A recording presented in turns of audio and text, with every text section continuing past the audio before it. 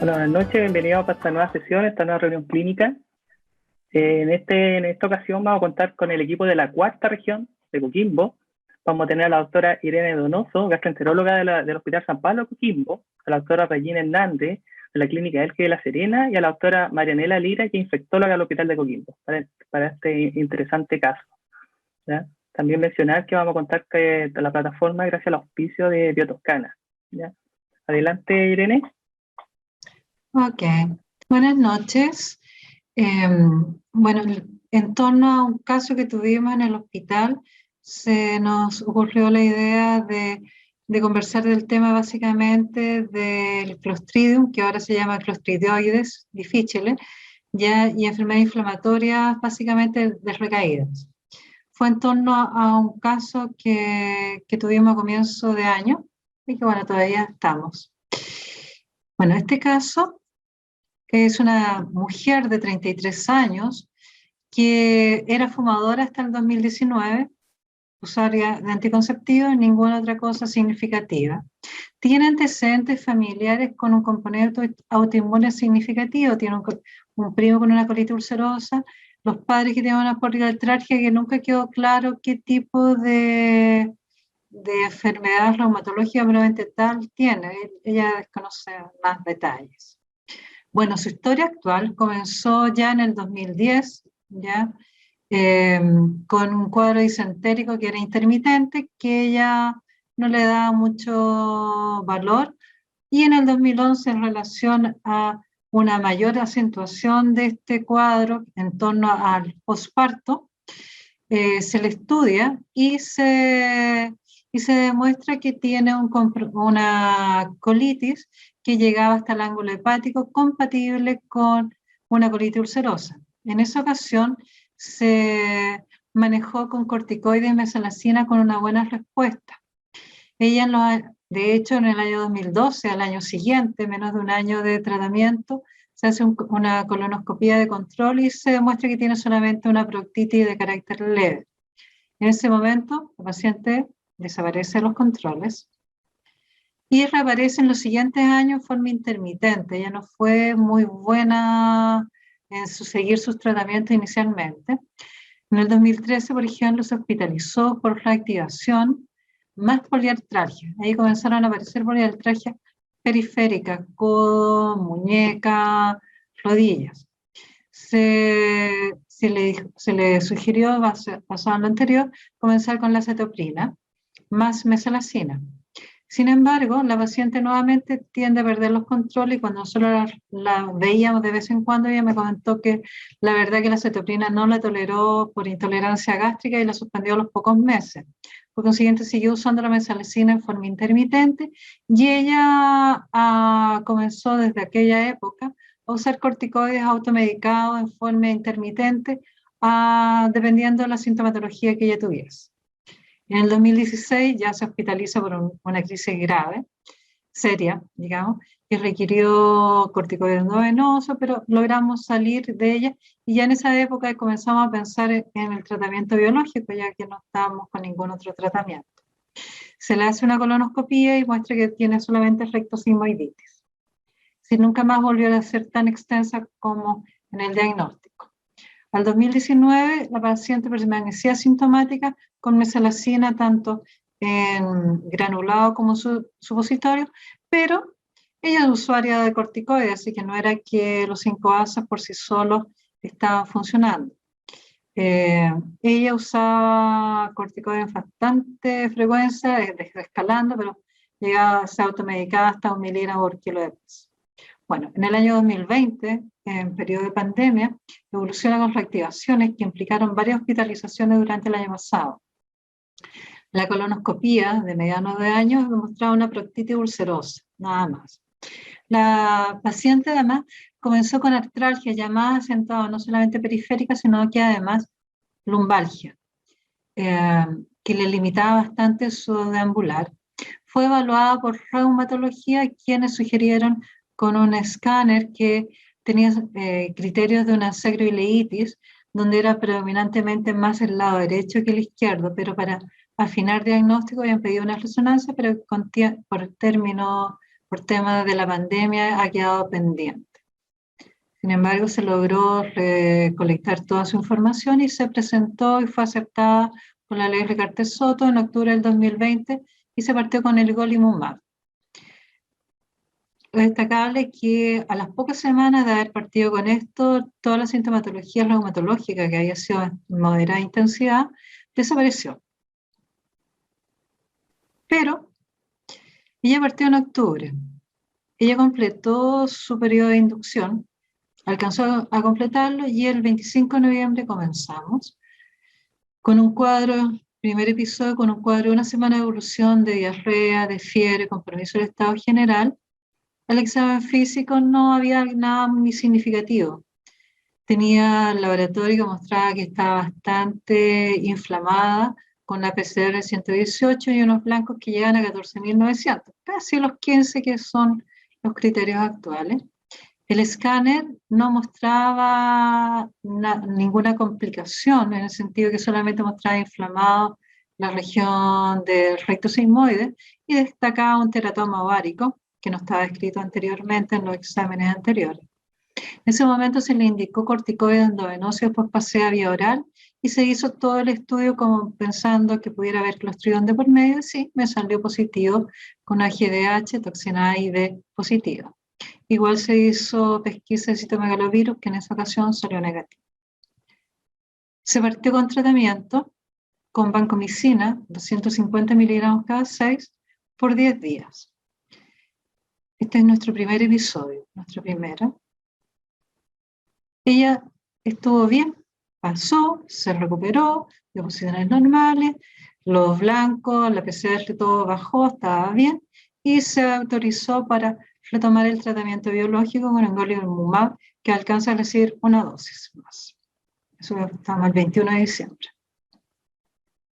Pero el 4 de enero vuelve a consultar que los primeros días, como 2 días antes, había vuelto con diarrea disentérica en mayor cantidad que el episodio anterior, afebril, hidratada. Acá los blancos estaban un poquito más bajo, 13.800, PCR 52, con una función renal normal. Desde el punto de vista nutricional estaba bastante conservada hasta ese momento. La toxina A solamente salió positiva, la B negativa, GDH positiva. Siempre busco que hubiera citomegalovirus, así, no. Se vuelve a hacer una siguiente terapia, una nueva terapia, con lo mismo anterior, vancomicina, 250 cada 6 por 10 días, en acuerdo con infectología. Sin embargo, responde clínicamente con desaparición de la diarrea. Íbamos bien, dijimos ya, primeras recurrencias, vamos bien, nos salvamos, pero no alcanza a estar unos 4 o 5 días bien cuando nos vuelve a consultar el 21 de enero por la reaparición de la diarrea. Ella llegó a tener deposiciones normales, sin diarrea, sin nada, pero bien. Vuelve a aparecer la diarrea, esta vez con fiebre, que llegó hasta 37,8, mayor compromiso del estado general. En ese momento, de nuevo, la actividad inflamatoria general no era significativa, con una función renal normal. Por consiguiente, optamos por usar vancomicina de nuevo a los 250, pero con desescalaje en forma progresiva, como lo que la literatura lo describe, lo cual nos demoramos 5 semanas. Estamos el 21 de enero, aproximadamente a fines de febrero íbamos a terminar, estamos en el tercer episodio. Pero llegamos al 28 de febrero y peor todavía. Volvió a tener mucha más diarrea. Hubo un periodo leve de mejoría, pero reaparece la diarrea muy intensa, muy nauseosa, con gran compromiso del estado general, que implicó ya hospitalizarla. ¿Ya? Los episodios anteriores los manejamos, la mayoría de ellos, en forma ambulatoria, más aún con el tiempo de COVID. En esta ocasión, cuando se hospitalizó, se describe que estaba deshidratada, tenía muy mala tolerancia oral, prácticamente no se alimentaba nada por boca. Los fluidos aéreos estaban muy disminuidos, sin embargo no tenía signos de irritación peritoneal. Los glóbulos blancos en el laboratorio, lo destacable era que tenía 17.000 blancos sin desviación izquierda, había aparecido una anemia que fue de característica ferropénica, con unas plaquetas un poco aumentadas, 586, una procalcitonina baja, con PCR baja, función renal normal. Acá las toxinas fueron las dos positivas con una GDH positiva. La radiografía de abdomen simple, porque pensamos que esto se nos está haciendo una crisis fulminante, fue una radiografía de abdomen con niveles y un TAC que descartaba complicaciones, que estuviera perforada o alguna otra cosa, solamente los niveles que vamos a ver en una imagen más adelante. Conversado con infectología, con la doctora Lira, que está también participando, se optó por dejarle vancomicina 500 miligramos cada 6 en enema. Al octavo de día, cuando ya tenía mejor tolerancia oral, se pasó a vía oral con 250 cada 6. Se asoció rifaximina por 4 semanas y se asoció inicialmente metronidazol, es decir, metronidazol endovenoso que se suspende a los 5 días, banco y la rifaximina, y después se queda solamente con la vancomicina oral, que fue en desescalaje nuevamente. Esto es una de las tantas radiografías durante la hospitalización que, si ustedes van viendo, tiene niveles, ¿ya? Lo destacable está el proceso inflamatorio con el engrosamiento. Esta es como la foto mejor que encontré para ser concreto, para lo que nos interesa. Bueno, la paciente, se hizo en ese momento de nuevo estudio para ver si tenía citomegalovirus y salía igual, IgM negativo, IgG positivo, y la carga viral nos llega que es negativa. La paciente finalmente logra evolucionar bien, después de bastante esfuerzo, se logró realimentar vía oral, se logró pasar a vía oral y usar en dosis decrecientes la vancomicina, y la rifaximina se mantuvo por 4 semanas. Cuando ya estaba terminando su tratamiento, ya estamos en la parte de recuperación, recién entonces se pudo hacer una colonoscopía, ¿ya? Y en la colonoscopía se describe una proctocolitis. Lamentablemente no tengo imágenes formales de esto. Se buscó la pseudomembrana y salieron negativas. Se buscó en la primera imágenes que si había inclusiones de virales y no salía. Este es el informe de la colonoscopía del 10 de marzo.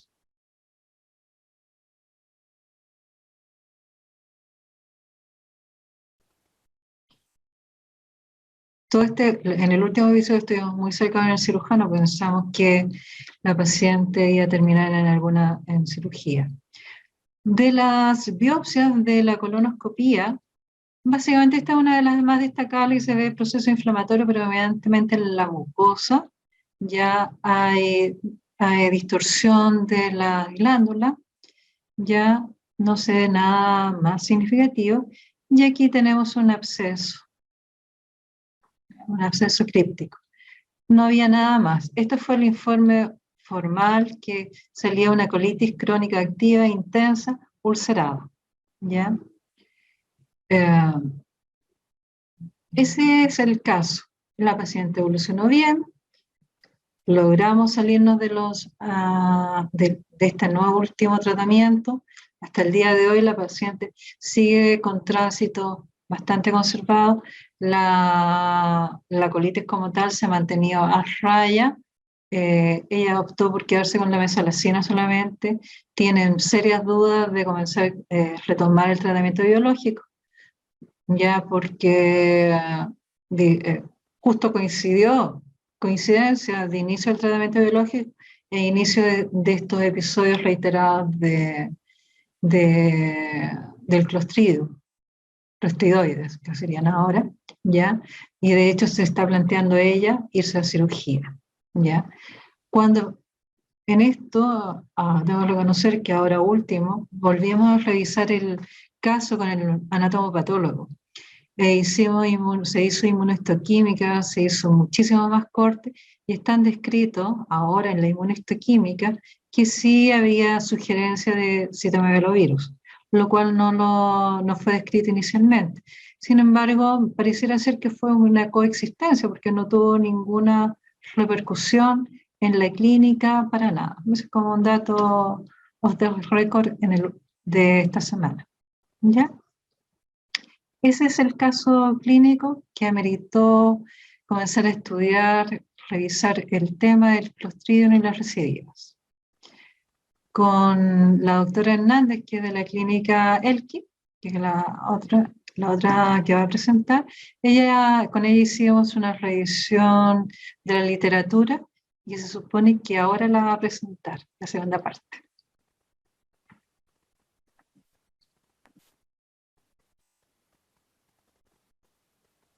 Muchas gracias, Irene.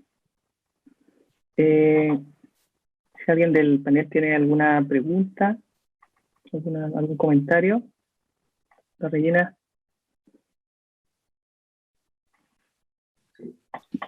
Ahora sí, hola.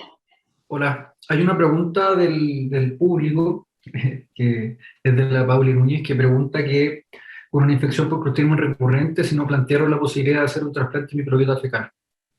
Sí, no, de todas formas, estaba dentro de nuestras ideas, pero nosotros allá acá en el hospital no tenemos posibilidad de eso, ¿ya?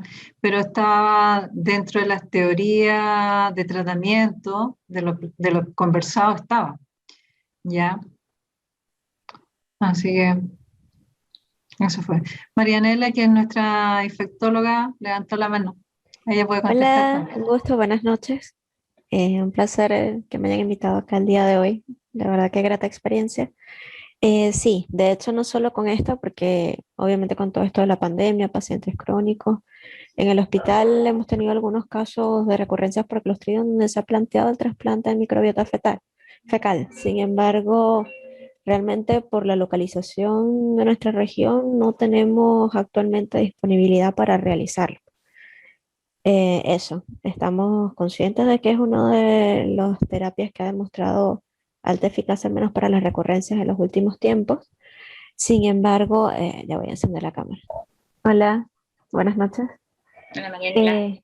Hola, un gusto. Sin embargo, no tenemos la disponibilidad actualmente, ni del banco, ni para hacer todo el screening y todos los testeos que requiere un banco de donantes de fecas como ustedes saben. Eso, básicamente. Ahora había un artículo que, bueno, Regina probablemente lo va a mencionar, que hablan sobre trasplante en tiempos de COVID, ¿ya? Y algunos planteaban no usar solamente los donantes de antes de la pandemia, o si no tenía que ser una secuencia mucho más larga y está discutible cómo manejar con COVID actualmente, por la posibilidad que se pudiera transmitir. Pero es como un dato que salió en alguno de los papers que leímos. Sí, efectivamente es así porque los screenings actuales no pueden descartar por completo que pueda haber alguna transmisión fecal a través de estos trasplantes de SARS-CoV-2. Entonces, igual sigue siendo un poco riesgoso. Sabemos que el tema del COVID aún hay mucho en diatriba y cada día como que sabemos más cosas al respecto. Pero actualmente no tenemos toda la disponibilidad para garantizarle al paciente la seguridad de que no va a tener una transmisión fecal de COVID por un trasplante, al menos con la data disponible actualmente. Imagino que con el tiempo podremos tener tal vez un poco más de recursos al respecto. ¿Un comentario al respecto se puede?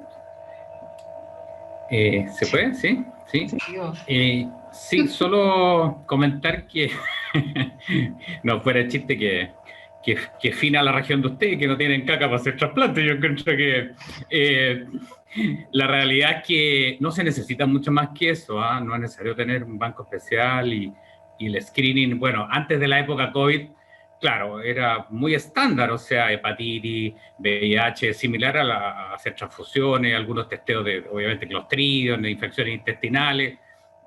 No es algo que requiera y para tranquilidad a la paciente generalmente uno elige algún donante cercano a la familia, digamos, entonces es una cosa que se hace como muy caso a caso. Obviamente que hay instituciones que han logrado hacer bancos y liofilizados y cosas, pero para la realidad nacional nuestra yo creo que es algo que uno pudiera hacerlo, digamos, en forma bastante artesanal y con buenos resultados. Hay hartos centros en el país que han hecho más de alguno y de repente hay que lanzarse nomás. Una juguera desechable que valen 10 lucas, qué sé yo, un palito escoba y una colono y embarcarse. ¿Sí? No es tan terrible. Lo del COVID es complejo ahora, no había leído nada de eso, pero es súper interesante, digamos, descartar eso.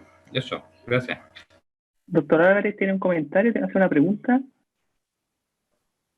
Gracias, Irene, por el caso. La pregunta era cómo habían hecho el decalaje de la vancomicina, especialmente en la última semana, las últimas 2 semanas, o qué dosis, o cómo lo hicieron. A ver, fuimos bajando de los 250, después 125, fuimos cambiando de cada 6, cada 8, cada 12, y después nos quedamos más pegados las últimas 2 semanas, con una dosis cada 3 días. Si no me equivoco, así fue, ¿no es cierto, Marianela? Más o menos, creo que la última, es lo que pasa es que ya tenemos, lamentablemente tenemos más experiencia no es el único paciente que hemos desescalado, pero en la última semana lo hicimos cada 3 días, 2 semanas. ¿El micrófono? ¿Me escucharon? Sí, no, creo que no se ocupó. No se escuchó. Básicamente ocupamos las indicaciones o las recomendaciones que da la ITSA con respecto a dosis de decalaje de vancomicina. Inicialmente a esta paciente le dejábamos los primeros 10-14 días 250 miligramos bioral cada 6 horas y posteriormente bajamos dosis a 125 y ahí vamos bajando el intervalo, ¿ya? Hasta llegar finalmente a las últimas 2 semanas a cada 72 horas. Muchas gracias. Claro, ese es un punto importante al final, dejarlo cada 3 días como ustedes lo hicieron, eso es vital. Gracias. Ahora, el otro detalle, respecto a este paciente, me dio para buscar como asociación directa del golimumab, que si tenía mayor incidencia de Clostridium, ya, porque hay unos trabajos que hablaban, pero que son casi esporádicos, que el infliximab tendría mayor incidencia del Clostridium que los otros biológicos. Sin embargo, no encontré ningún reporte, ni siquiera como caso reportado del golimumab. Eso es como un detalle. Porque esta paciente, tenemos que conversarle, explicarle que fue netamente una coincidencia de estas infecciones recidivas, recurrencias. Hay una pregunta entre los espectadores que pregunta si recomiendan un trasplante fecal en un paciente con terapia biológica. Realmente es bastante controversial. ¿Ya? La experiencia realmente, como ya les comentamos acá en la región, no la tenemos. Yo tengo aproximadamente 3 años trabajando acá en el Hospital San Pablo de Coquimbo y no lo hemos ocupado. Pero realmente sería controversial por las posibilidades y los reportes. De hecho, la FDA ha hecho varios warnings por estos casos que salieron publicados desde el 2019, aunque ya antes se sabía que esta era una de las posibles complicaciones de bacteremias por microorganismos resistentes en pacientes inmunosuprimidos. ¿Ya? Yo creo que sería ver como el caso a caso y la actividad del paciente y ver las condiciones clínicas. Sabemos que igual la tasa de recuperación en estos pacientes, por toda la experiencia, al menos extranjera, es relativamente importante, puede llegar hasta el 70% aproximadamente en pacientes con enfermedad intestinal, pero los casos son diversos, los estudios son diversos y realmente ver en qué condiciones estaba el paciente, qué biológico ocupaba y los riesgos y los beneficios son variables, ¿ya? Yo creo que pueden intentarse dependiendo de cómo está el paciente, pero con un cuadro activo, una colitis grave y el uso de biológicos en ese momento, tal vez sacar el biológico, pienso yo. Igual que el considerar el uso de los corticoides, que es como que lo que siempre estamos como al pendiente. Ya, porque igual se sabe que el uso de corticoides también puede favorecer en gran medida las infecciones por Clostridium o las recurrencias, igual que la translocación intestinal y toda esta cuestión. Entonces yo creo que es controversial, no sé si alguno de los colegas de Santiago, de otras regiones, tenga experiencia o lo haya ocupado y nos pueda contar qué tal le ha ido, pero yo creo que es una evaluación más caso a caso. Ahora en la charla de la doctora Hernández sale algunos de estos ítems que hemos hablado. Si quieren, para que no pasemos a la charla de Regina y después retomamos a lo mejor, porque yo creo que ahí se van a aclarar algunas de las dudas. ¿Ya? De acuerdo. ¿Quieres? Adelante, Regina. Bueno, hola, saludarlos primero. Agradecerle a la doctora Donoso que me invitó a hacer la revisión del tema cariñosamente. Así que... Funcionamos como equipo de la cuarta región. Aprovechando en el fondo, porque además están las guías nuevas que salieron ahora hace poco este año de la AGA en relación a la infección de Clostridium y a varios otros antecedentes que han salido y que las guías tienen algunas cosas un poquito distintas y de hecho tiene un ágape especial en los pacientes con enfermedad inflamatoria intestinal. ¿Ahí se ve bien? ¿Sí? Perfecto. Entonces, bueno, la idea fue un poco revisar, por supuesto, lo nuevo, algunas de las cosas de las ya sabidas del Clostridium y obviamente enfocarlo a los pacientes con enfermedad inflamatoria intestinal. Ya sabemos que es una bacteria gram positiva que tiene formas vegetativas y en forma de espora y que por supuesto algunas condiciones locales del colon favorecen esta germinación y dan origen a la infección clínica que tiene dos tipos de toxina que son las que nosotros usamos en los algoritmos diagnósticos y que no todos los tipos o las cepas de Clostridium producen la toxina, por eso es que hacemos ambas. Se hizo hace algunos años también una alerta en el fondo por la cantidad de casos reportados de Clostridium, tanto en pacientes hospitalizados como en la comunidad, que no tenían los factores de riesgos habituales que tenían otros pacientes, y por su aumento además no solo de la primoinfección, sino de la recurrencia. Y a esto se asoció varios factores como la aparición de algunas cepas más hipervirulentas, la mayor incidencia de disbiosis en los pacientes, sobre todo algunos de factores de riesgo, como está descrita la enfermedad inflamatoria intestinal por su disbiosis como parte de la patogenia de la enfermedad inflamatoria, y por supuesto una falta de montaje de respuesta efectiva del huésped.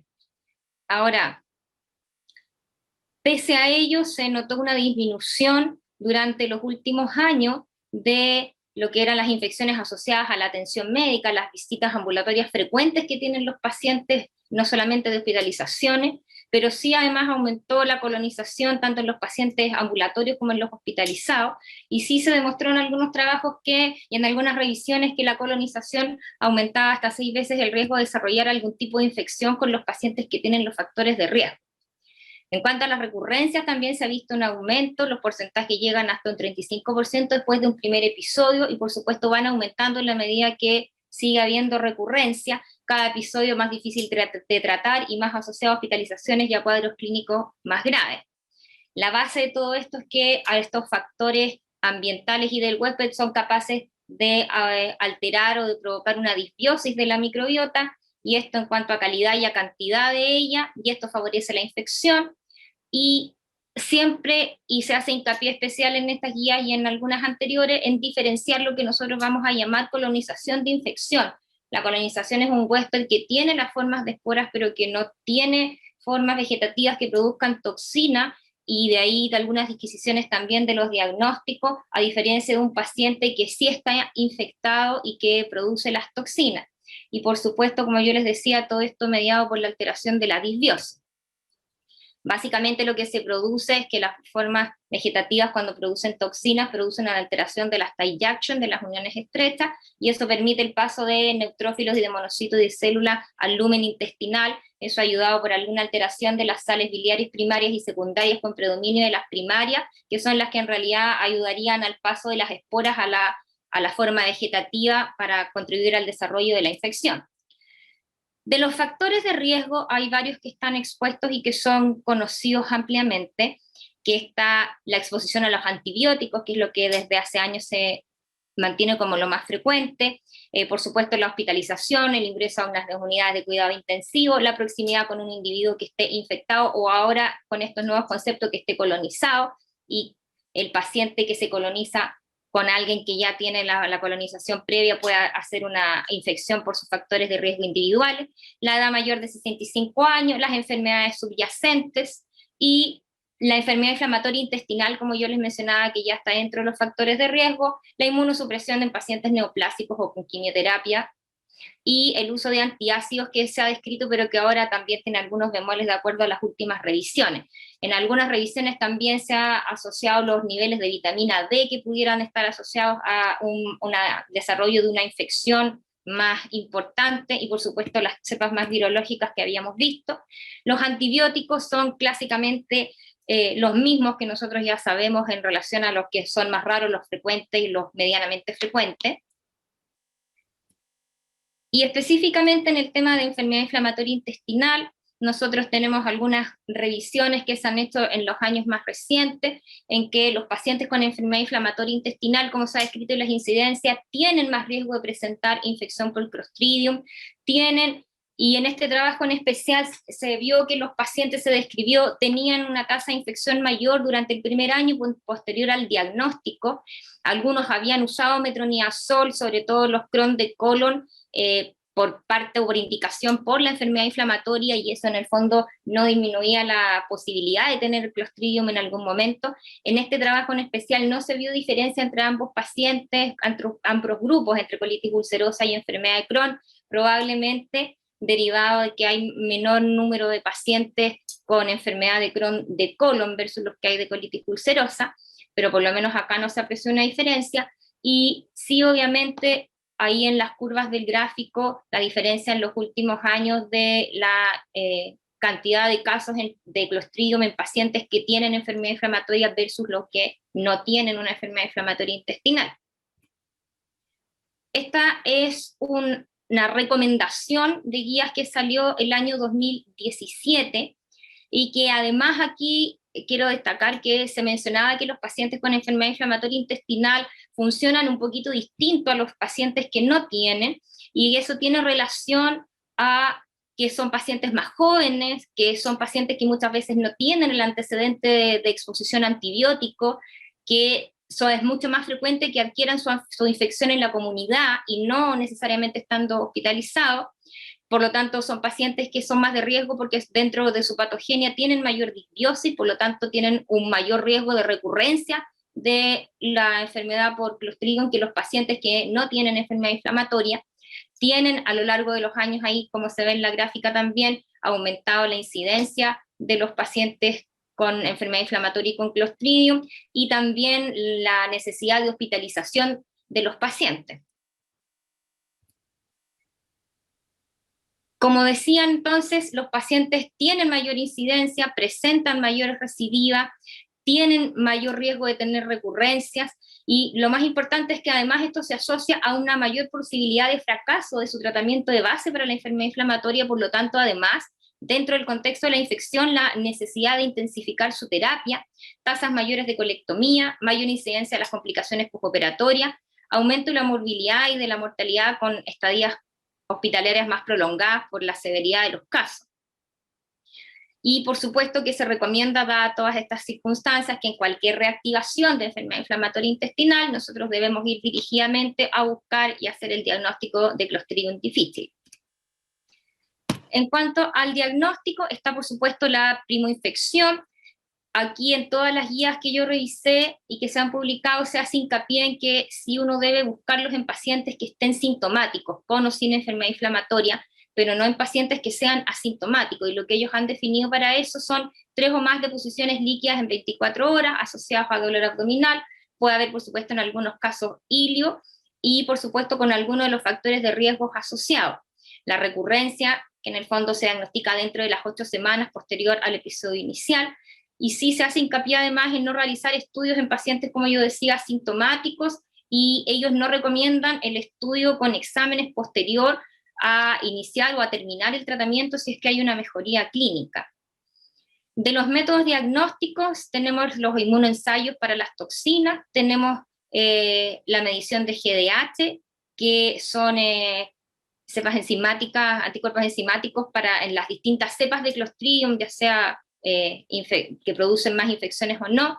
y la detección mediante amplificación de ácido nucleico, que lo que se usa es la polimerasa en cadena, que es lo que básicamente ha surgido en los últimos años y que ha cambiado un poquito los algoritmos diagnósticos. Está el cultivo citotóxico, que básicamente se usa en las investigaciones, pero no como parte de los algoritmos clínicos. Y ahí abajo en la tabla se observa en el fondo la sensibilidad, la especificidad, lo que mide cada uno de los métodos diagnósticos, y por supuesto también las limitaciones de cada uno, y en base a eso se organizan los algoritmos. En relación a esta guía práctica del 2017, se hace mención también en el potencial sobrediagnóstico de los Clostridium, de las infecciones por Clostridium, cuando uno usa solamente los métodos de PCR para el diagnóstico, y por lo tanto ellos en ese momento, y ahora como lo vamos a ver más adelante también, sugieren este algoritmo de 2 pasos en que se parte con una GDH o con los métodos de amplificación, pero además incluye el estudio de las toxinas para tratar de validar la infección versus la colonización. Otros biomarcadores no están validados por el momento. Las guías de la ITSA del 2018, ellos proponen también hacer estos algoritmos de 2 pasos, hay otros de varios pasos que vamos a revisar ahí, los que están más recomendados. Sí, ellos dentro de alguno de los brazos de estas recomendaciones dicen que eventualmente uno pudiera usar los métodos de amplificación solos. Sin embargo, en la reciente revisión de la AGA, que salió ahora en mayo de este año, ellos también, por supuesto, recomiendan siempre en un paciente sintomático, pero ante la sospecha, partir con GDH o con el método de amplificación. Si está negativo, se descarta en el fondo cualquier tipo de enfermedad asociada a Clostridium, y si está positivo, realizar el test de las toxinas justamente buscando esta diferencia entre infección y colonización. Si la toxina está negativa, hay 2 caminos que se pueden seguir: asumir que el paciente está colonizado, y la segunda posibilidad es que en el fondo tenga una carga de toxina baja que haga que el examen salga negativo, y en ese caso ellos recomiendan guiarse un poco por el cuadro clínico, por los factores de riesgo y por los antecedentes del paciente. En cuanto a qué cosas nosotros podemos hacer en el tratamiento de estos pacientes, tenemos nosotros algunas cosas un poco distintas. En algún minuto se usa la albúmina dentro de los criterios de gravedad. La verdad que ahora está descrito como los pacientes que tienen hipoalbuminemia pueden tener un curso, por supuesto, más grave, pero no está dentro de los criterios de gravedad básicamente para clasificar el tipo de episodio. En los episodios no graves, la diferencia entre grave y grave, básicamente por los leucocitos y el nivel de creatinina, y el episodio fulminante, que en el fondo a lo que ya tenemos en el grave se agrega o la presencia de hipotensión, de ilio o de un megacolon. Por lo tanto, para el tratamiento de las primoinfecciones o la de las recidivas, nosotros tenemos que ver qué esquema y qué antibiótico usamos. Está, por supuesto, el trasplante de material fecal, que se había conversado ya, la alternativa de la cirugía para los pacientes más graves, que siempre es una alternativa y que en el fondo, dependiendo del paciente, no debiera esperar, o uno por último debiera trabajar codo a codo con el cirujano para que conozca al paciente. Algunas cosas que voy a mencionar sobre estudios más nuevos de anticuerpos monoclonales que se han usado en pacientes con recidiva. Los probióticos siempre ha sido un tema en relación a si tienen alguna efectividad en tratamiento o en la prevención de primoinfección o de recurrencia. Hay algunos metaanálisis que se han hecho, este que yo puse aquí es del año 2017, donde se hicieron análisis de regresión. Veían ellos que había una mayor incidencia de Clostridium en los pacientes que no recibían probióticos. Está el estudio PAICO del año 2017, que también dentro de toda la variedad de estudios que hay, era de los que tenía mejores métodos, y ellos no encontraron ninguna diferencia ni en la primoinfección ni sobre todo en las recurrencias. Ahora, la gran crítica a los trabajos con los probióticos es por supuesto que la calidad es muy heterogénea, que no hay datos bien reportados y que por lo tanto no son homologables. Y en las guías de este año de la AGA, la verdad es que ellos no recomiendan los probióticos ni como prevención. Tratamiento, por supuesto, no tienen cabida en ninguna parte de los algoritmos, pero ellos no los recomiendan en realidad en ningún caso.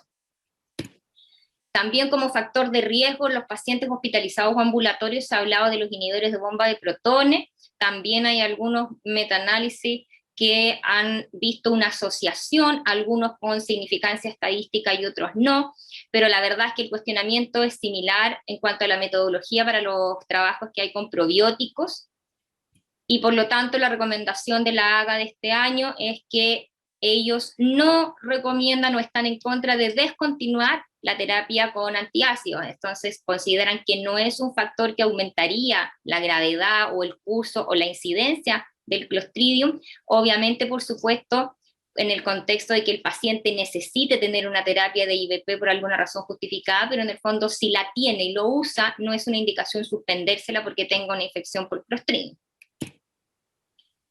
En cuanto al tratamiento con antibióticos, esta es la recomendación de la ITSA del 2018.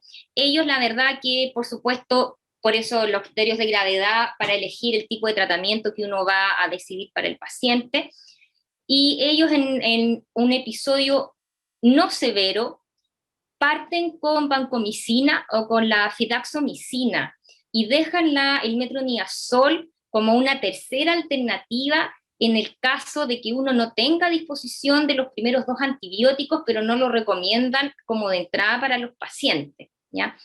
En los episodios más severos, por supuesto, está la vancomicina como primera línea. En los fulminantes se puede usar, por supuesto, la vancomicina en más dosis, se puede asociar el metronidazol endovenoso. En los casos en que haya un hilio muy importante, se puede asociar los enemas de vancomicina y se puede hacer una terapia asociada con distintas vías y con estos 2 antibióticos. Para las recurrencias, para la primera recurrencia, ellos recomiendan también partir con vancomicina por 10 días, esto es población general, no pacientes con enfermedad inflamatoria intestinal, y hacer este sistema de desescalaje con las dosis y los tiempos que ellos recomiendan ahí, como se observa en la tabla, para evitar la frecuencia de las recurrencias. Y si dentro de sus recomendaciones, si el paciente tiene una segunda o más recurrencias, pero incluso ya desde la segunda, ellos recomiendan dentro de las alternativas plantear la posibilidad de un trasplante fecal.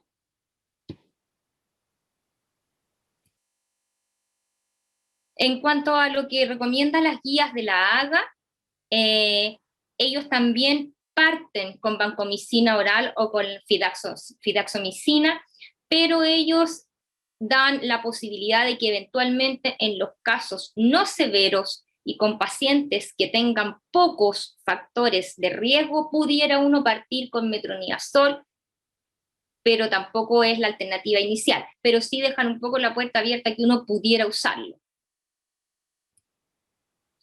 En lo que es la infección severa y la infección fulminante, se parte, por supuesto, también la recomendación de la AGA, al igual que de la recomendación de la ITSA, con vancomicina. Las asociaciones son las mismas con metronidazol endovenoso, y también la posibilidad de hacer los enemas. ¿Qué pasa entonces en la infección, específicamente en los tratamientos con los pacientes de enfermedad inflamatoria? Aquí hay un problema y una de complejidad mayor, que es en el fondo diferenciar si los síntomas son específicamente por infección activa o si esta infección además llevó a una reactivación de la enfermedad inflamatoria intestinal, cosa que no es tan fácil. Identificar la necesidad y el momento de intensificar o de disminuir la escalada de inmunosupresores y de terapia biológica para los pacientes. Este es un algoritmo que propone la revisión que se hizo en el año 2017 para Clostridium en pacientes con enfermedad inflamatoria.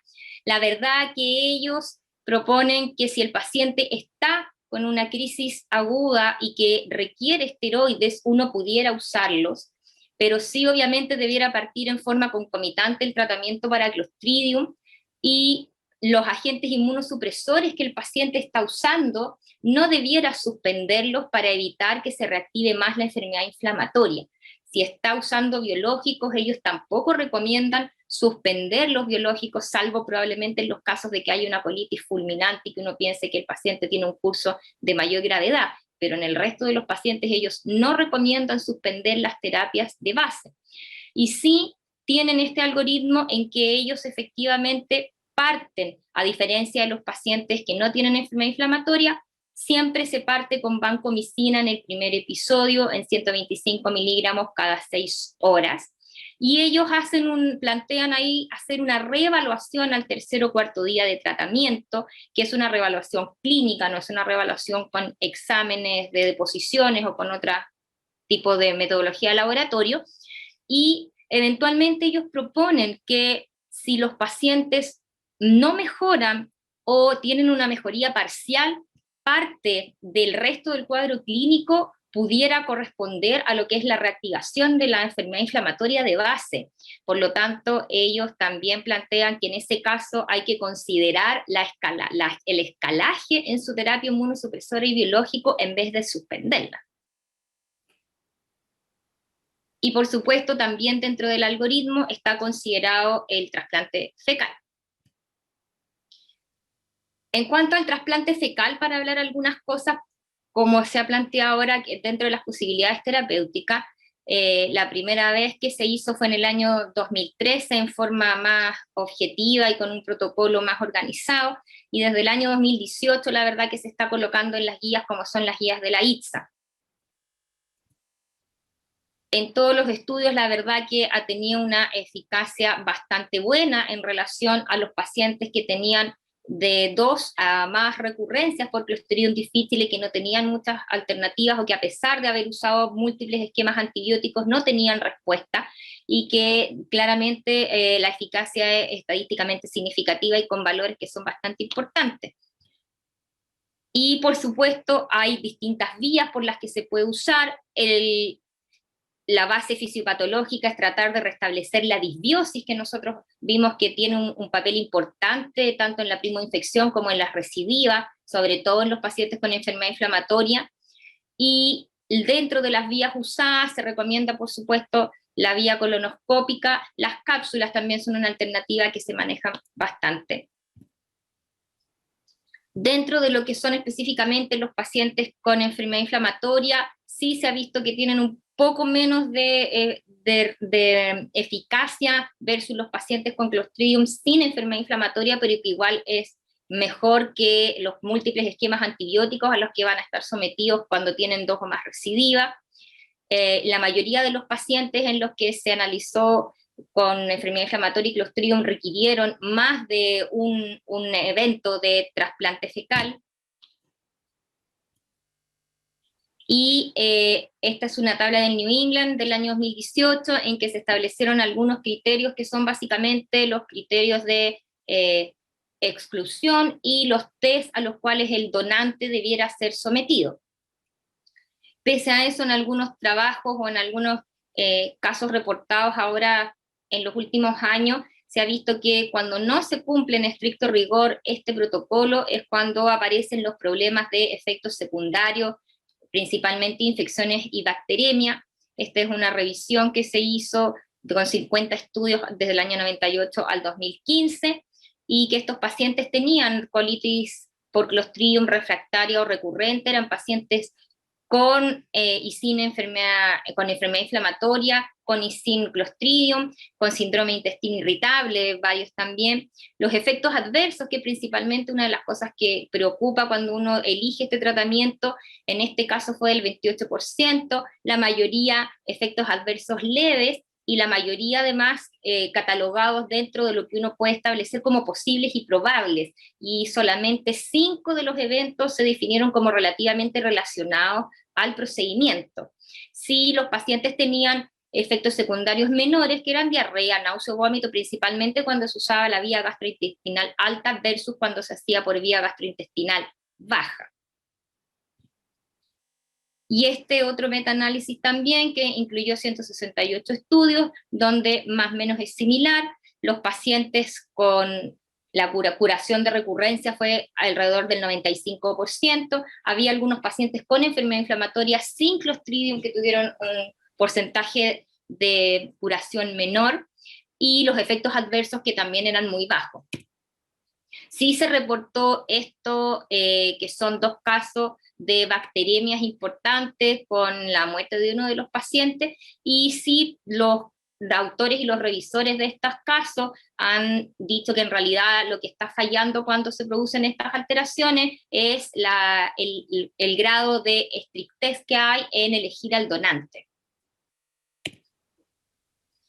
En cuanto a la recurrencia, ¿qué es lo que nosotros tenemos en las recomendaciones? Las recomendaciones, básicamente, la primera recurrencia, partir con vancomicina o con la fidaxomicina si es que uno tiene la capacidad de poder usarla, si es que está disponible. Y aquí, como habíamos mencionado, es donde tiene cabida lo que es el trasplante fecal para los pacientes que tienen desde su segunda o su tercera recurrencia, y en realidad lo que se recomienda es no esperar la tercera recurrencia, es cuando el paciente ya tiene una segunda recurrencia, tratar de plantear la posibilidad. Ahora probablemente en el medio local de nosotros, quizás una segunda recurrencia pudiera tratarse con antibióticos y eventualmente si hay una tercera, plantear por supuesto la posibilidad del trasplante fecal, como podría ser este caso. Algunas otras estrategias de prevención de la recurrencia también han sido los esquemas con profilaxis de vancomicina, que también están en estudio, no hay una norma clara. La recomendación de las últimas guías de la AGA es la que yo coloqué ahí, que son 125 miligramos al día por 8 semanas, o en el caso de los pacientes que tienen que usar cursos antibióticos prolongados o muy seguidos, hacer este tipo de profilaxis. Y por supuesto, como yo les decía, no olvidar el uso y la cabida que tienen todo esto del trasplante fecal. Como mencionaba entonces, las tasas de recurrencia han sido menores, y además, buscando otras alternativas, se ha usado la rifaximina. Hay algunos estudios básicamente que la han usado como terapia de seguimiento, eso es, después del tratamiento estándar aprobado para la infección o para las recurrencias, hacer un curso con la rifaximina, que eso se llama el tratamiento de seguimiento, y que puede durar hasta 20 días después. Las tasas de recurrencia han sido menores, pero no han mostrado una significancia estadística por la muestra o por el N pequeño de los grupos, y sí se reportó una alta tasa de resistencia, que es lo que hace que no sea un antibiótico usado como de primera línea ni en las primoinfecciones ni en las recurrencias, pero eventualmente pudiera ser una alternativa en los casos más complejos. Las guías británicas, específicamente en los pacientes con enfermedad inflamatoria, también como las guías de la AGA y de la ITSA, recomiendan que no es necesario suspender los tratamientos de base de los pacientes, y sí hay que evaluar en el caso a caso si uno los va a mantener o si en algún momento va a decidir que la reactivación o la clínica que tiene el paciente, habiendo ya iniciado el tratamiento por la vancomicina, es porque persiste con la infección o porque en realidad tiene una reactivación de su enfermedad de base.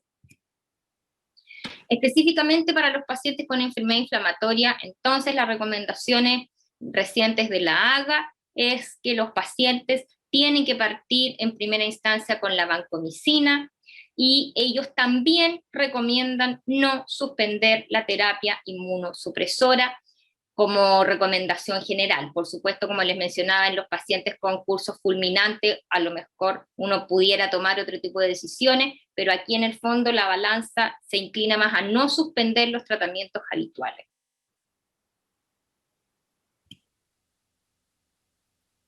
Y por supuesto, la alternativa quirúrgica en el caso de que los pacientes no tengan respuesta a ninguna de estas terapias o que por alguna razón no tengan acceso a alguna de esas terapias, y que siempre es una alternativa que vale la pena barajar, y ojalá no hacerlo en forma muy tardía para que el paciente no esté en muy malas condiciones.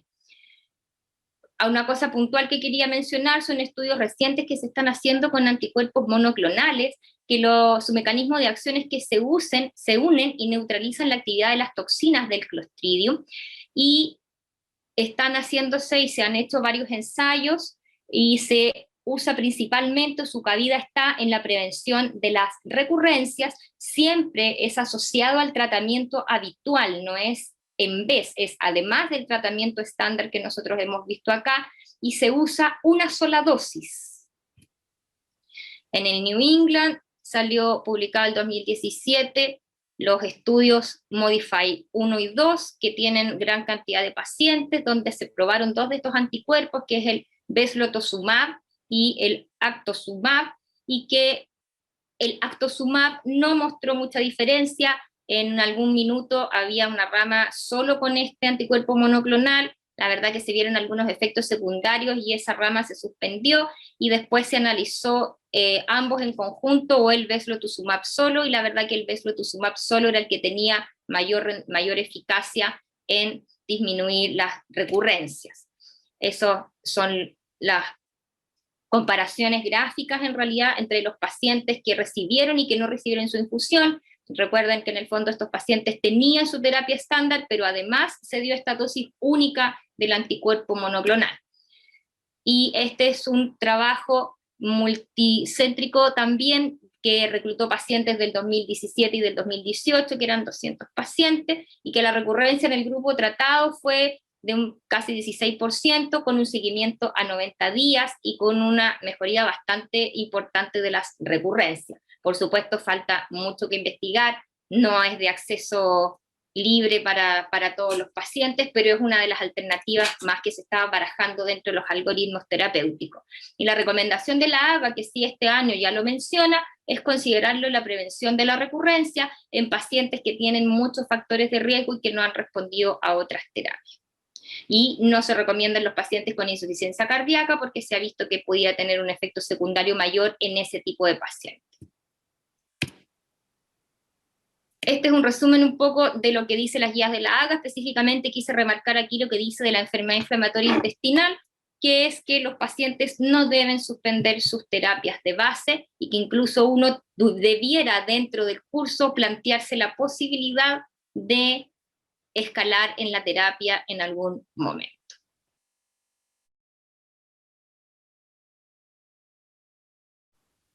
Eso.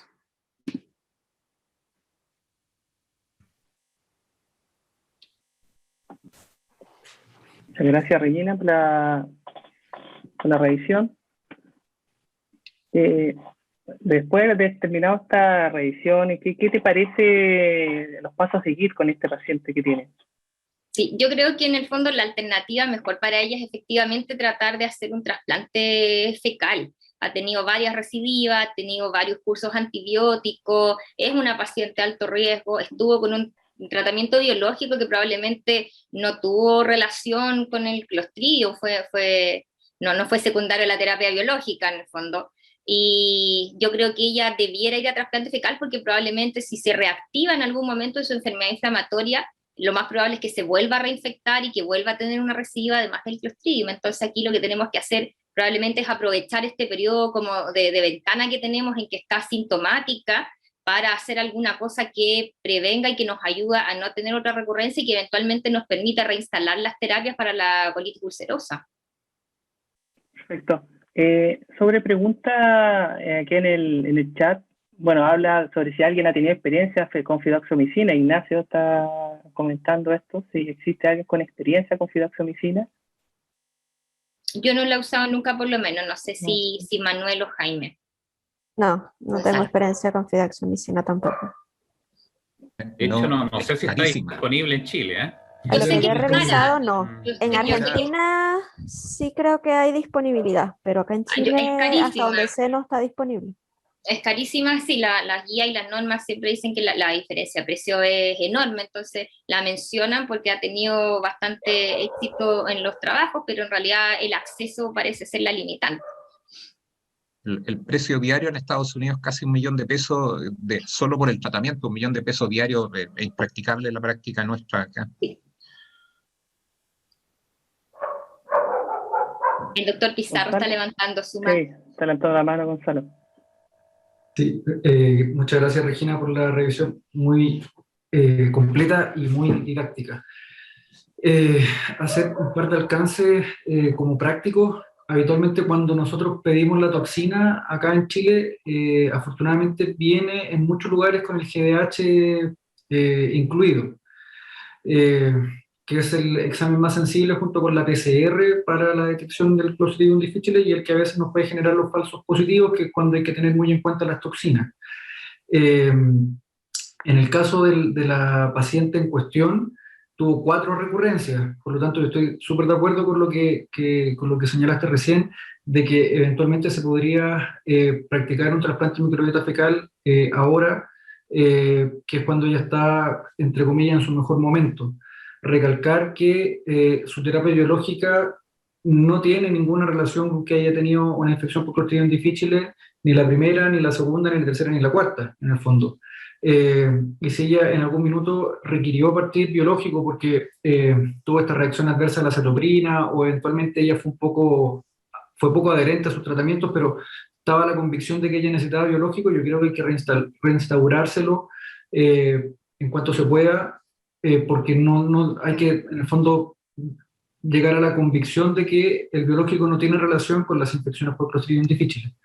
Eso, disculpa, eso se lo he dicho, se lo he explicado en forma reiterada, le he explicado de los beneficios que tiene, de que esto fue una coincidencia, de haber estado bastante limitada de su patología articular, eso pasó, la colitis también ha tendido a regresar. No, me le imagino, si la gente hoy en día no se buscó- quiere vacunar porque piensan que nos van a controlar por el 5G, Por el o chip. sea, lo que ella debe Sí, pensar respecto de esto debe algo ser muy semejante. difícil de manejar esas creencias, digamos, pero en el fondo como concepto académico de reforzar. Y dentro de la forma de trasplante de microbiota fecal, el trasplante con material fecal fresco, uno de los que tiene buena evidencia, no es muy engorroso de hacer, no es muy agradable preparar el trasplante, pero no es muy engorroso de hacer. Como decía Jaime, se necesita una juguera de mala calidad, la más barata que existe en el mercado, porque esa, salvo que alguien quiera lavarla bien con cloro y usarla después para hacer un pisco sour, cosa que yo no creo que vaya a ocurrir, no hay que hacerlo, hay que descartarla, por eso tiene que ser bien barata, un par de coladores, una cuchara de palo, un agua destilada, un suero, y eso se prepara y después se puede pasar con un inyector o a jeringazo, y eso es factible de hacer en el fondo, eh, eh, relativamente fácil en cualquier lugar. Yo creo que es la alternativa para esta paciente que nos comentaron, el caso súper interesante, así que muchas gracias. Gonzalo, ustedes que han hecho trasplante en la clínica, lo hacen, me imagino, algo mencionó Jaime, con familiares de los pacientes, por el tema en el fondo de que no sea gente que uno no conoce, que puede despertar en el fondo harto resquemor en realidad, que Sí. uno le plantee la posibilidad de alguien no conocido, o a lo mejor al revés, no lo sé. Y lo otro es si efectivamente cuánto, por ejemplo, cuando hacen el procedimiento hay una velocidad de instilación, uno la coloca a la medida que tolere el paciente. En cuanto al donante, tratamos de que sea alguien que tenga cierto grado de parentesco o relación, pero que ojalá no viva en la misma casa, porque tienden a compartir Los mismos como microorganismos. de microbiota. Exactamente. Se le hace el screening, que es lo que mencionaste tú, básicamente la serie de las serologías habituales. Últimamente hemos estado pidiendo un FilmArray antes del trasplante. Yo tuve una donante que se había conseguido, o sea, una paciente que se había conseguido una donante que era portadora de Clostridium difficile, tuvimos que descartarlo. En el fondo es una colono que hay que tratar de limpiar muy bien antes de llegar al ciego, y una vez que uno llega al ciego se mete al hilo y empieza a instilar desde ahí. La verdad es que los volúmenes que están descritos son entre 200 ml, que es bastante poco, hasta 1 litro. La ideal es que la donación sea ojalá sobre los 250 gramos, eso se puede pesar, y con eso en el fondo se mezcla con el agua destilada, con el suero, y luego se va instilando. En el fondo esos son los volúmenes que habitualmente se pasan, y la idea es que se ponga mayor volumen en el lado derecho y en el transverso que en el lado izquierdo, porque si no lo pierden rápidamente. Algunas veces se asocian con antidiarreicos, con loperamida o con el Idrasec, que es el racecadrotilo, para en el fondo para evitar que la paciente pierda el trasplante. Pero una vez que ya está dentro, en el fondo la microbiota, no porque tenga diarrea se va a perder el trasplante en el fondo. Y la recaudación, digamos, de la donación. Sí, como es fresca, la idea es que sea como del día. lo que le pedimos nosotros, dentro de la lista de los materiales, un Tupperware donde se ponga la donación y eso mantenerlo en frío en un cooler que tenga unidad de refrigerante y ojalá que eso se pueda procesar, en el fondo preparar en la licuadora lo antes posible para ponérselo al paciente, para que sea en el fondo una donación fresca. Oye, y una pregunta, ¿ustedes cuántas veces, cómo lo gradúan, de cuántas veces van a seguir usándolo? Porque de lo que veía era como, hay algunas normas que decían cada 3, 5 días hasta que desaparecieran las pseudomembranas, pero una paciente que, por ejemplo, ya no tiene ningún otro elemento, por ejemplo, esta paciente, que en base a qué te orientarías. La verdad es la respuesta clínica. Sí, el doctor Álvarez parece que, pero es la respuesta clínica. Solo clínica. Porque hay que recordar que rara vez hacen pseudomembrana en nuestros pacientes con enfermedad inflamatoria intestinal. Eso. Muy rara vez hacen pseudomembrana, no es la presentación típica. Y obviamente le pedimos disculpas a la audiencia por los temas que estamos abordando, pero Gonzalo se olvidó la parte más importante del trasplante fecal, es la persona que le va a poner la mano a la tapa de la juguera. Lo que no puede pasar es que la juguera se destape, ustedes ya saben lo que puede pasar ahí. Poner muy bien la jeringa en la válvula, en la tapita celeste, en la tapita negra. También. Si está ahí, habitualmente se viene. En medio de eso. Okay. Y yo Pero, por recordar ejemplo, un poco históricamente que no solo para tratar el clostridio, o sea, hay gente que ha probado esta terapia como tratamiento de la enfermedad inflamatoria intestinal y es un área súper interesante que todavía se están buscando y súper donante y todo un tema. Y en este país, Chile, antes de la ley Ricardo Soto, un prohombre de Actepu hizo su experiencia en el hospital, ¿cierto?, en San Bernardo, el doctor Correa, trató varias pacientes con enema de microbiota. Desgraciadamente nunca lo vimos escrito y publicado, pero en épocas que no teníamos mucho que tratar, hubo unas pequeñas experiencias súper interesantes y en otras partes del mundo todavía en los congresos se están presentando y esto es algo que va a ir cambiando en la medida que podamos elegir, seleccionar, que sepas, hay parecen mejores donantes que otros para los objetivos que uno busque, pero es súper interesante. También el año 2014 se publicó en Chile, en la revista chilena de infectología, el primer caso de no tan bueno, con una buena bacteremia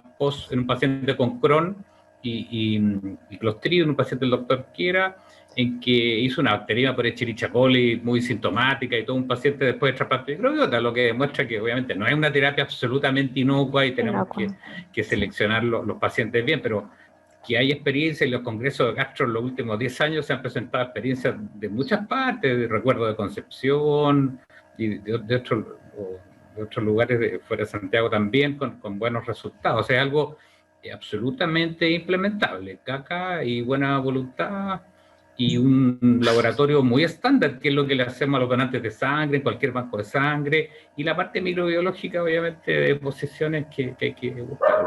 Sí. Y en Temuco el doctor Sierralta ha hecho ahí varios pacientes y los ha presentado, así que él tiene ahí bastante experiencia en ese punto. Y sí reforzar lo que comentaba ahí el doctor Lubacher, que en colitis ulcerosa pareciera tener un papel. En Crohn es donde, como ustedes saben, existen ahí varias dudas y está este caso que comunicaba Jaime Lubacher, incluso lo publicaron en una revista internacional, no solo fue la revista chilena de infectología, sino yo lo vi publicado en una revista internacional, ahí Quiera y colaboradores fueron los autores. Aprovecho de pasar el dato de que en el Congreso chileno vamos a tener al doctor Cial del CSINA de Los Ángeles, va a tener una charla respecto de trasplante de microbiota fecal en enfermedad inflamatoria intestinal, para que ahí lo tengan en mente que vamos a tener esa colaboración.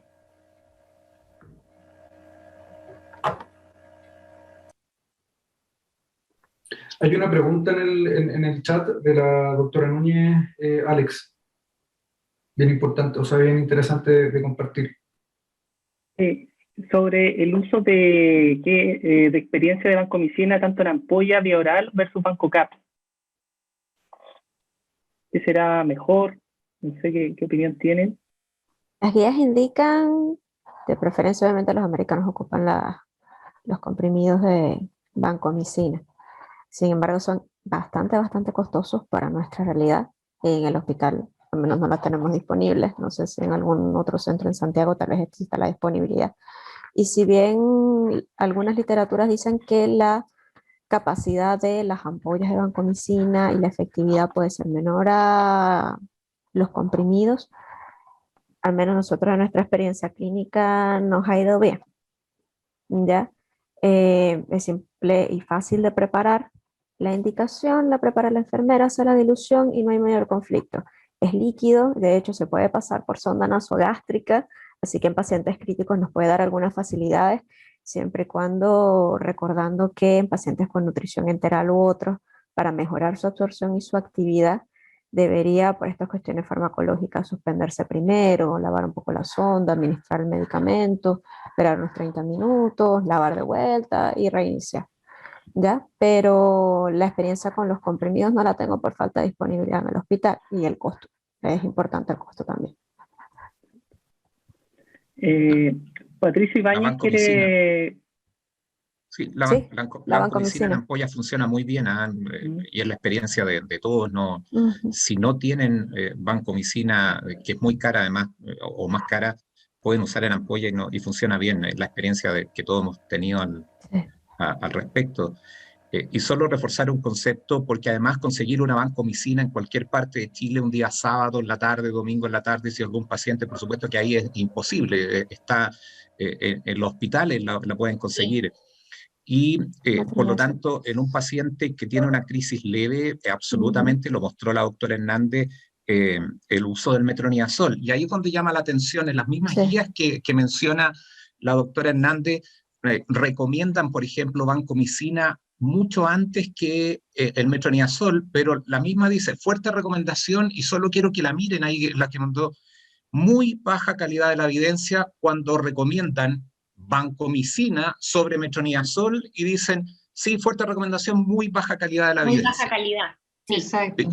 Y cuando van a metronidazol, es el único, si ustedes ven, ustedes revisan, es el único que tiene moderada calidad, o sea, la mejor calidad de la evidencia es para metronidazol, muy por sobre la vancomicina. Entonces, lo que quiero transmitirle es que si no tienen vancomicina y el cuadro es leve o ambulatorio, ustedes pueden usar con toda propiedad metronidazol, y si no funciona, especialmente frente a los primeros cuadros, por favor, metronidazol es siempre válido.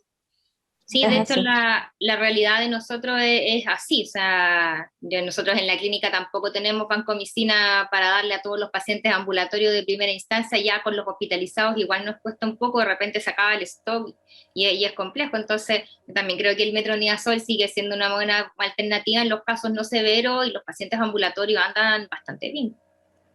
Sí, efectivamente, igual acá con domiciliaria, con el servicio de hospitalización domiciliaria en los casos leves, pacientes no complejos, que tenemos la seguridad de que hay un seguimiento adecuado y cualquier signo de alarma se nos avisa. Con metronidazol muchos de ellos andan perfectamente, sin mayor problema. Para lo otro que era importante, que cuando en las nuevas guías decía que para pacientes no enfermedades inflamatorias son 10 días y para las enfermedades inflamatorias son sí o sí son 14 días, pero también con esa diferencia, como que cualquier sea de los antibióticos a usar, cualquier esquema. Sí. Acaba de contarme el doctor Rolando Sepúlveda de Temuco, que mañana mismo van a hacer un trasplante fecal a un paciente post-COVID.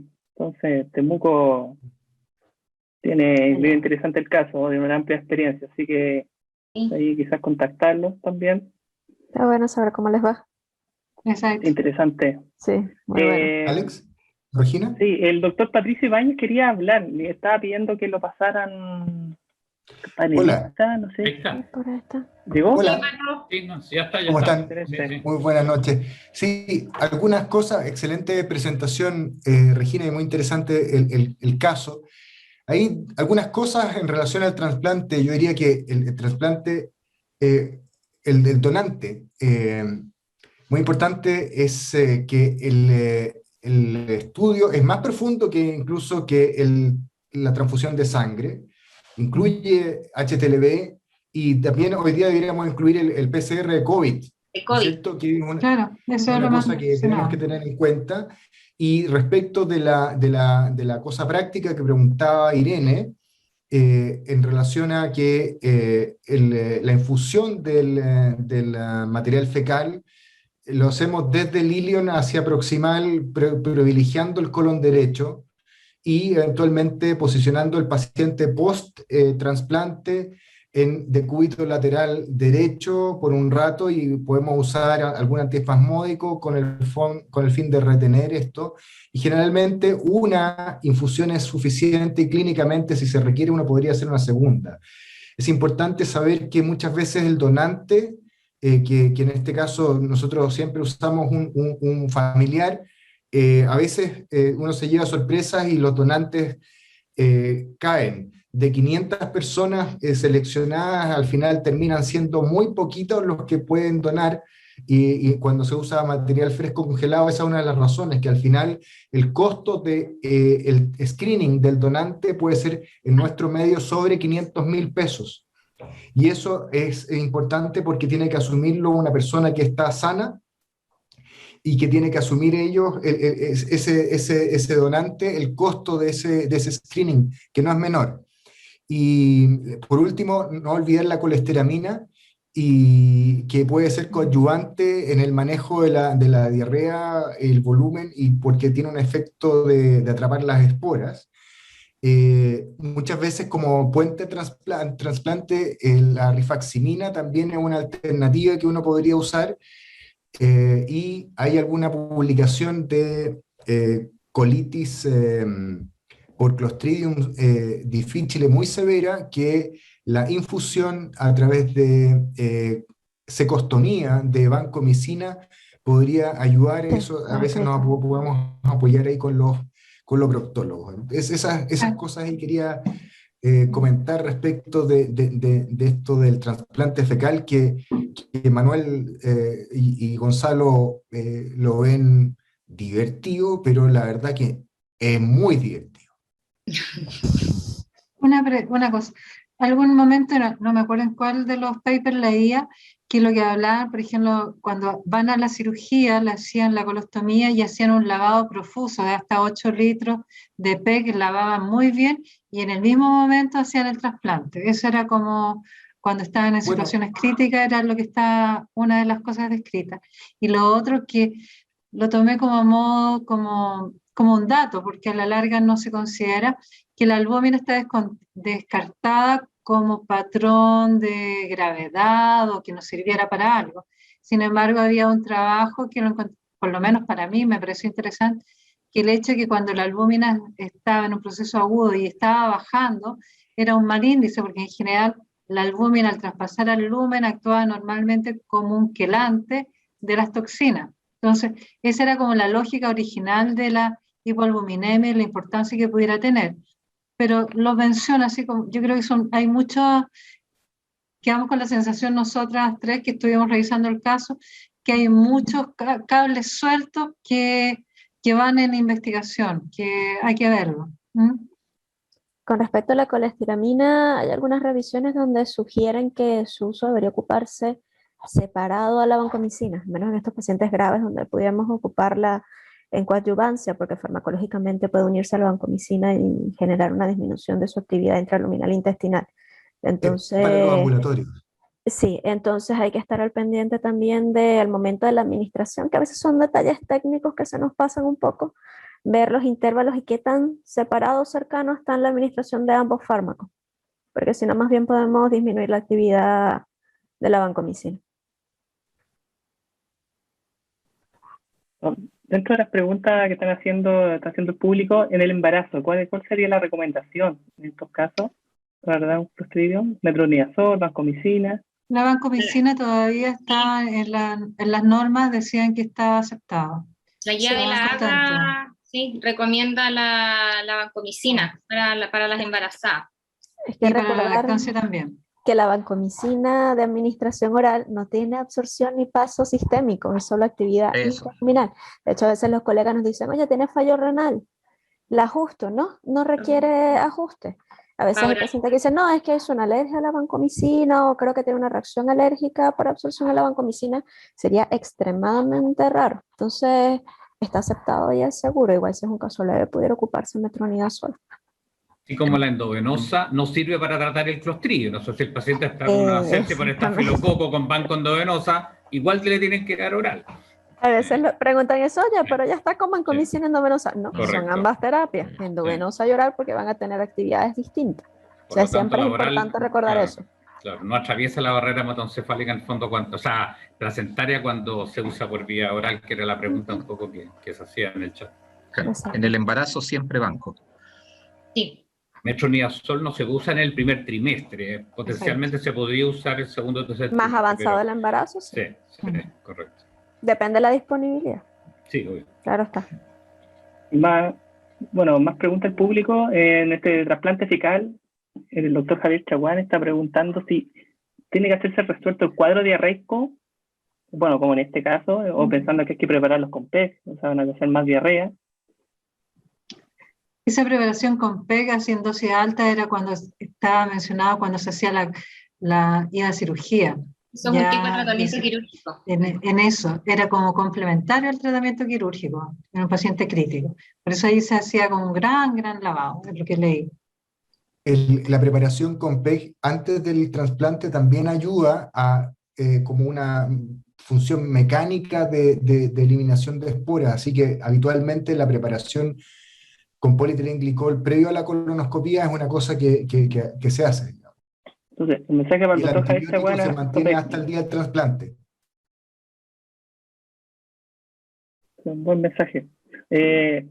Jorge Arnold está preguntando, ¿también existe alguna información de coinfección de Clostridium citomegalo en enfermedad inflamatoria intestinal? En un paciente con enfermedad inflamatoria intestinal que cursa con Clostridium, ¿existe una respuesta esperada al tratamiento con vancomicina relacionada a la temporalidad? Aquí está hablando como, ¿motivaría una mala respuesta al estudio precoz de citomegalo en tejido? La combinación de Clostridium con citomegalo, que justo también en este caso estaba en forma retrospectiva que se realizó. No. Bueno, la respuesta... Dale, Regina, perdón. No, que la respuesta a la vancomicina en general se espera máximo 3 días. Después de eso, si le presenta un paciente con curso grave o fulminante, uno debiera tratar de escalar en las terapias. Ahora, si es un paciente de menos gravedad, se espera igual 3 o 4 días nomás y después se plantea la posibilidad de hacer un trasplante fecal, dependiendo si es recurrencia o primoinfección, pero en el fondo no es que se espere terminar el tratamiento y se sigue con diarrea después de ese tiempo, es porque el tratamiento funcionó. Y siempre en los pacientes con enfermedad inflamatoria, ¿qué es lo que se recalca más? Pensar si la diarrea que sigue es por el Clostridio o no porque está reactivo desde su enfermedad de base. O si hay otra infección, por eso fue la evaluación del citomegalovirus. Porque nosotros, por ejemplo, igual nos llamaba la atención cómo tantas recaídas que estábamos haciendo.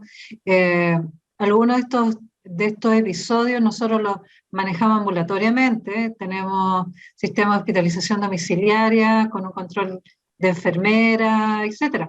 Entonces igual nos cuestionamos que si a lo mejor era falla en la administración, lo que decía la doctora Lira, ¿ya? Y por eso que también en forma paralela estábamos pendientes que no hubiera un citomegalovirus, ¿ya?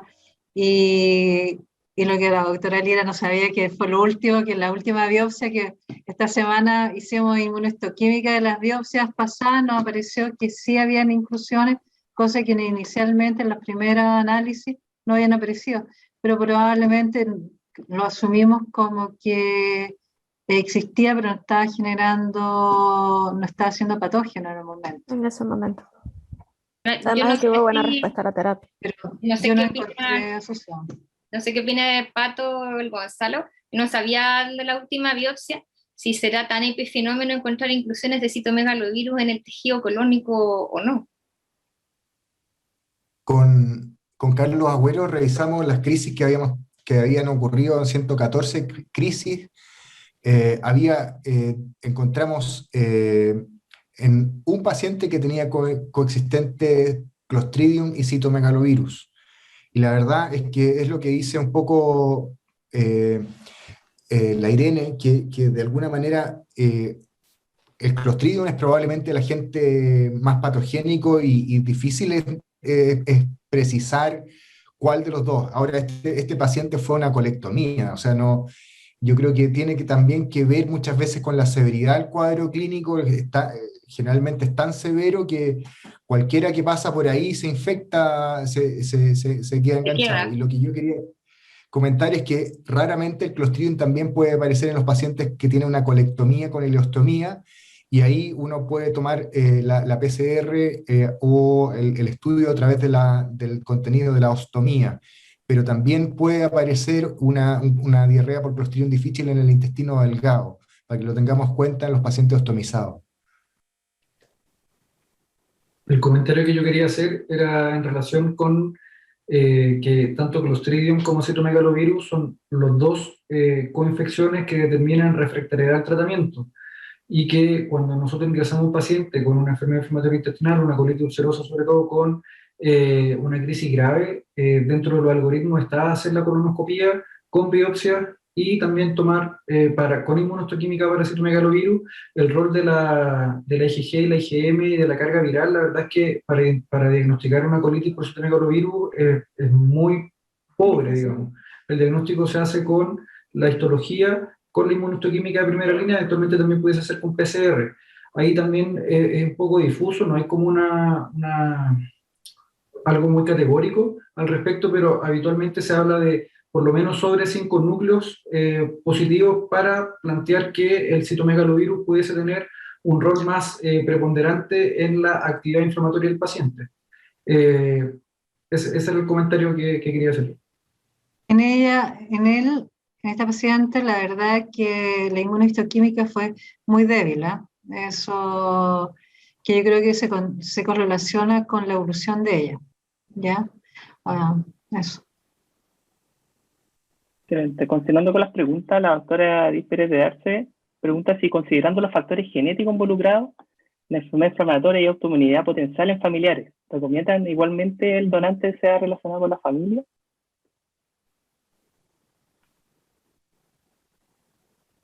El Pato ahí tiene más experiencia. Sí, más experiencia. Nosotros que... La verdad es que la razón del donante que sea un pariente es porque de alguna manera el acceso a alguien que sea cercano es muy importante. La voluntad de hacerse todo el testeo.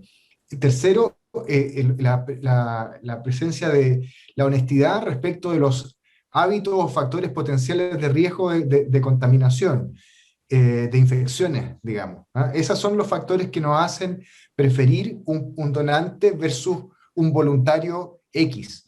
Pero claro, si es un pariente que tiene enfermedad inflamatoria intestinal o tiene una enfermedad autoinmune conocida, es mejor no hacerlo.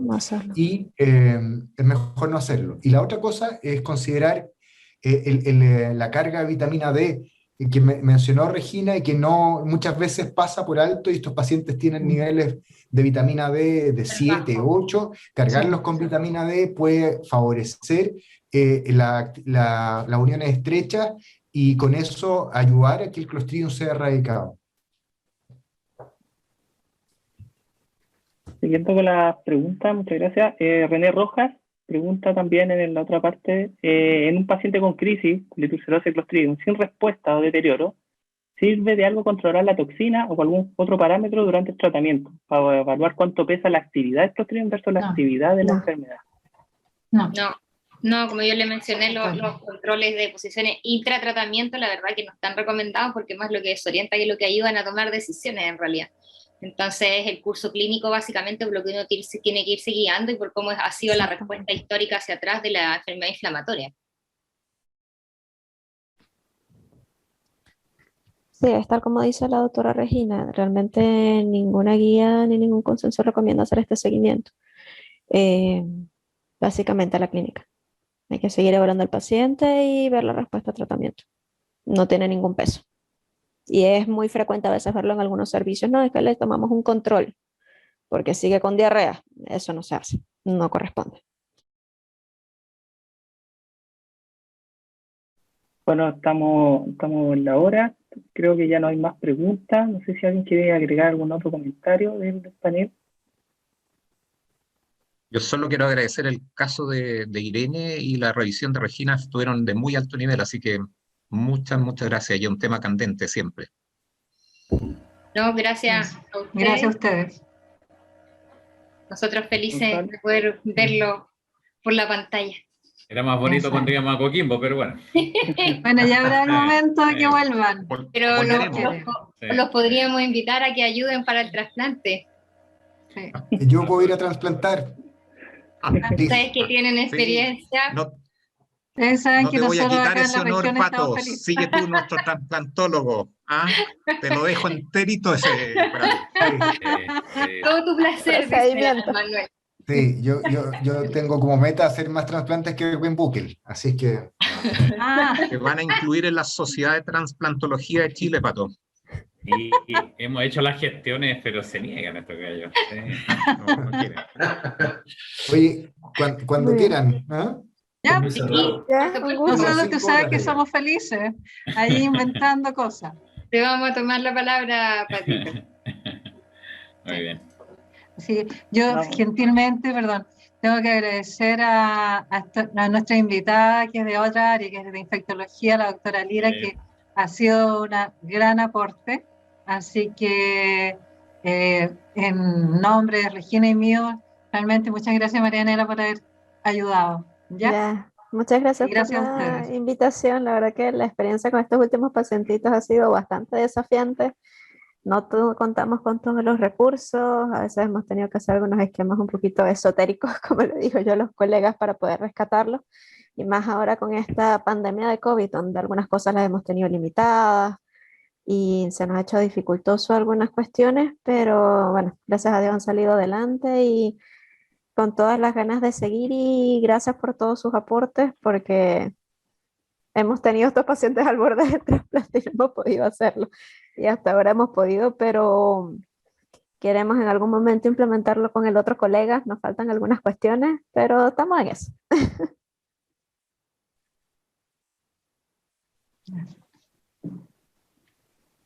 Gonzalo. Perdón. Bueno, Presidente, palabra del presidente. sí, palabras de cierre. Muchas gracias a todos. En algún minuto tuvimos 75, 76 participantes conectados en esta reunión. Fue de altísimo nivel. Muchísimas gracias a la Cuarta Región por la participación. Muchísimas gracias a quienes permitieron que esta reunión se pudiese realizar de esta manera online. Y el próximo mes de julio tenemos curso de avance, por lo tanto no vamos a tener reunión de casos clínicos, pero pronto Alex, que es nuestro secretario, va a estar informándonos de cuándo va a ser la siguiente reunión y quiénes van a participar en ella. Muchísimas gracias a todos, que estén muy bien y nos estamos viendo próximamente. Chao, chao. Chao. Que estén bien. Chao, Chao. bien. Chao, Regina. Chao, Irene. Chao, chao. Chao, Jaimito. Chao. Que estén Chao, bien. chao. Chao.